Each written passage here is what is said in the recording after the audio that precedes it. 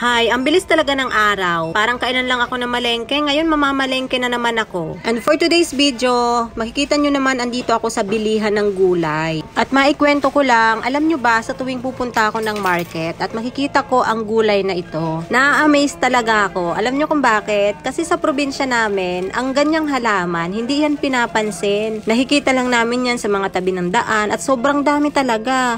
Mga hayop lang ang kumakain kagaya ng kambing. Tapos, dito sa Hong Kong ay ginugulay pala. Nung makita ko nga yan doon sa dati kong amo na kinakain nila, abay talagang natawa pa nga ako kasi parang hindi lang ako sanay na kinakain nga ng tao yan. Pero bakit nga ang mga hayop, 'di ba? Hindi naman sila na so pwede rin siguro nga sa tao. At tingnan niyo naman ang mga talong, 'di ba? Malaki pa sa talong mo. Ang haba, ang laki, ang taba. Ganyan ang mga talong dito sa Hong Kong. Kagaya ng talong diyan sa Pilipinas. Wag kayong green-minded, wala akong ibig sabihin doon. At tingnan mo nga yung isang talong na yan, parang meron pa siyang doon sa dulo. Ano-ano na naman iniisip nyo dyan. Alam nyo ba, sa shop na ito, napakamura ng mga tindang gulay. Makakabili ka lang ng $3, may $2, $5. Hindi kagaya ng pagbibili ka sa labas ng market. Kaya every time talaga na bibili ako ng gulay, dito talaga ako pumupunta.